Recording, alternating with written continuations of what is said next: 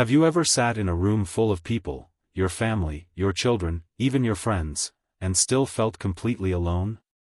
Like no one really hears you, or worse, they hear you but don't truly listen. If you've felt that way lately, you're not alone. And no, it's not because you're being dramatic or too sensitive. It's something many people feel as they grow older. Life slows down, but the world seems to rush past you even faster. People start treating you like your thoughts don't matter, like you've already had your turn. That feeling? It's not just frustrating, it can eat away at your sense of self, your peace, and your joy. But here's the truth, you can reclaim your peace. You can create your own joy, without waiting for someone else to get you. You don't need anyone's permission to feel fulfilled. You don't need the world's understanding to live with purpose. In fact, some of the most peaceful people I know are those who stopped waiting for approval and started choosing themselves, every single day. So today, I want to share something personal and powerful with you. We're going to talk about 6 gentle yet transformative ways you can create peace and joy from the inside out, especially when it feels like no one understands you. These are not big, dramatic changes. They're small, steady shifts in how you think, feel, and live, and they make all the difference. Let's begin with something simple but deeply overlooked, allowing yourself to feel what you feel. It's easy to downplay our emotions. I'm fine, we say. It's nothing. But inside, we're holding back tears, frustration, disappointment. Maybe someone you love brushed off your opinion. Maybe you tried to help and they looked at you like you were just in the way. That hurts. And pretending it doesn't, only makes it worse. You don't have to bottle it up. You're not weak for feeling emotional. You've lived through decades of love, loss, sacrifice, and change. You've earned the right to feel however you feel. Give yourself that space. If you need to cry, cry. If you need to write it out, write. If you need to talk to someone, find that one person who truly listens, even if it's just for a few minutes a week. What matters most is that you acknowledge your emotions instead of burying them. When we honor how we feel, we open the door to healing. And that is the first step toward peace. Now let's talk about something that might surprise you. Joy isn't something that finds you. It's something you choose to notice. When you're younger, joy is loud, it's in weddings, promotions, family dinners. But after 60, joy becomes quieter. It hides in simpler things. The way sunlight warms your chair in the morning. The smell of your favorite tea. The smile of a neighbor. A memory that suddenly pops into your head and makes you chuckle out loud. These are not small. These are sacred. The problem is, when we feel invisible or misunderstood, we stop noticing those little joys. They're still there, but we're too weighed down to see them. So here's something you can start doing right now, today. Start keeping a joy journal. Nothing fancy. Just a small notebook or even a sheet of paper. At the end of each day, write down 3 moments that made you smile or feel calm or grateful. They don't have to be big. Maybe it was the way your favorite bird landed on the porch. Or how you made yourself the perfect cup of tea.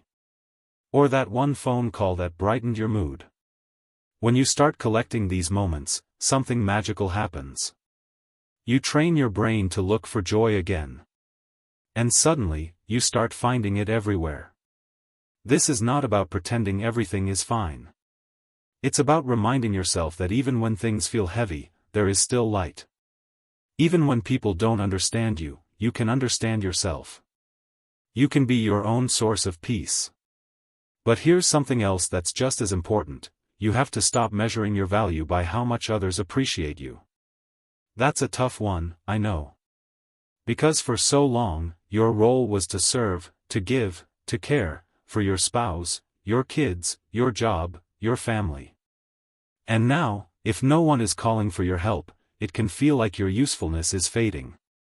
But hear me clearly, you are not less valuable because you're less needed. You are valuable because you exist, because you have wisdom and presence and stories that no one else has.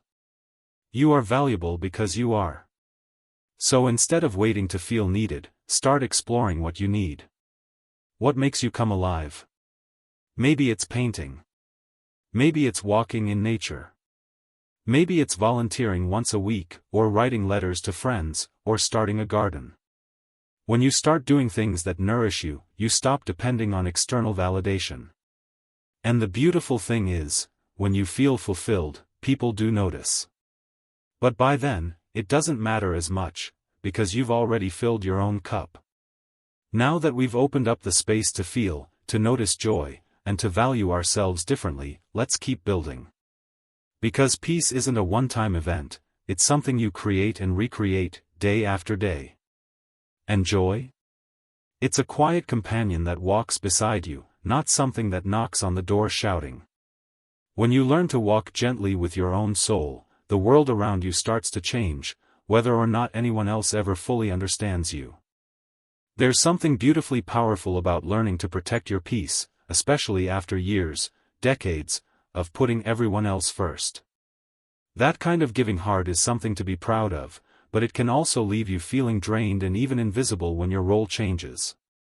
The kids grow up, the house quiets down, and suddenly the silence gets louder. But here's the truth no one says out loud often enough: you're still here. You still matter. And part of protecting your peace is learning how to guard your energy, your mental space, your emotions, your time. One of the most freeing things you can start doing right now is this: say no without guilt. I mean it. Say no when something doesn't feel right. When you're tired.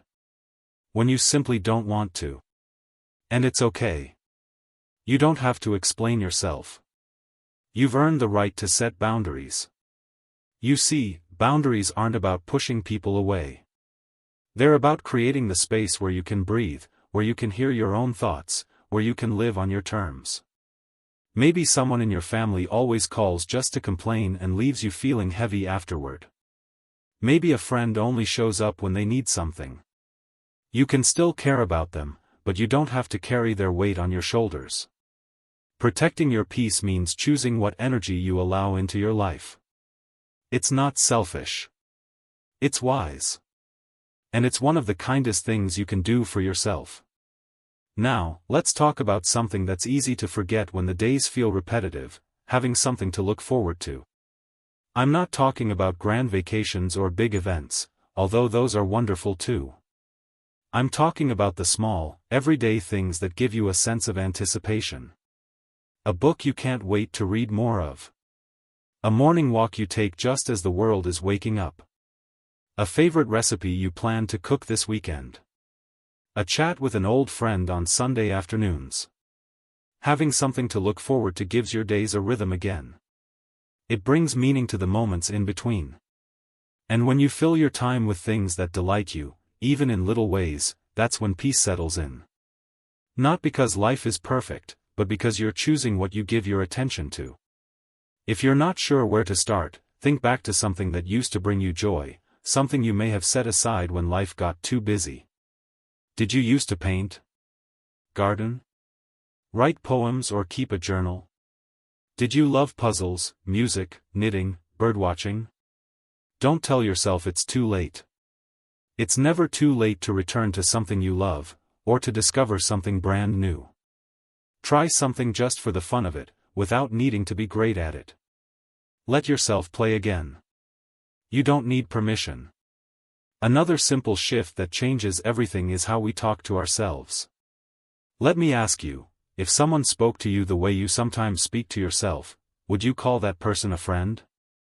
Too often, we carry around voices from our past: critical parents, disappointed teachers, a culture that praises youth and forgets the beauty of age. Those voices start to live inside our own heads, whispering things like, "You're too old, you're in the way, no one wants to hear you." But none of that is true. Not a word of it. The truth is, you have made it through things many people wouldn't have survived. You've loved deeply. You've lost. You've rebuilt. You've adapted to change, over and over again. That deserves so much more than criticism. It deserves compassion. So here's something I want you to try: the next time you catch yourself thinking something harsh about yourself, stop. Take a breath. And replace it with the kind of kindness you would offer to someone you love. Say, "I'm doing my best." Say, "It's okay to rest." Say, "I am still becoming, even now." Because you are. And your story isn't over. It's funny how once we begin changing our inner voice, the outside world starts to feel different too. People may not suddenly start understanding you better. They may still miss the point. But you won't need their understanding the way you once did, because you'll understand yourself. You'll be rooted in your own truth. And from that place, peace begins to grow. That brings me to something that might sound simple, but it's one of the most beautiful acts of emotional self-care: spending time in silence, not the empty kind of silence that feels lonely, but the intentional kind that feels sacred. A few minutes with no noise, no phone, no TV. Just you. Your breath. The breeze outside the window. The sound of birds or wind in the trees. That kind of silence has a way of gently washing away all the noise in your head. It helps you come home to yourself. If sitting in silence feels awkward at first, that's okay. You're not doing it wrong. Just let it be. You're not trying to do anything. You're simply allowing yourself to be.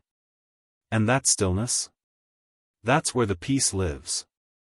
Not in someone else's approval. Not in fixing the world around you. But right there, in the quiet moments you give to yourself. The more you allow yourself those quiet moments, the more you begin to notice something truly incredible: the noise from outside, the judgments, the expectations, the misunderstandings, starts to lose its grip. And in its place, you begin to hear something softer, wiser. You begin to hear yourself. Your true self. The one that's been there all along, patiently waiting to be noticed again. And when that happens, something shifts. You stop chasing peace and start living in it. Not because life is suddenly easier, but because you've come home to your own center. That's where the final piece of joy begins to unfold, through connection, not necessarily with a crowd, but with just one or two people who truly see you. Or even more powerfully, with your own sense of purpose. Now I know that word, purpose, can feel heavy sometimes. Like you need to be doing something grand or world-changing to feel valuable. But purpose doesn't have to be big. It just has to be true. It could be nurturing your garden because it brings beauty to your space. It could be calling a friend once a week because your voice brings them comfort. It could be watching over the neighborhood cat who always comes to your porch. Or sharing your wisdom with someone younger, even if it's just a single story that helps them see life a little differently. Purpose is what gives our days direction. It's what lifts us when we feel forgotten. And it's what reminds us that no matter our age, we still have something meaningful to offer, whether or not others recognize it right away. So don't be afraid to ask yourself, what makes me feel alive today? What small thing can I give or create or enjoy that brings me peace? Because the truth is, joy doesn't knock on the front door with a marching band.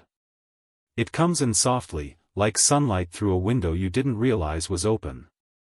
And once you notice it, you begin to realize, joy isn't out there waiting for someone else to bring it to you.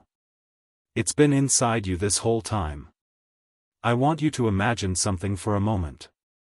Imagine waking up tomorrow morning and starting your day, not by checking your phone, not by jumping out of bed to meet someone else's needs, but by simply placing your hand on your heart and saying, I am here.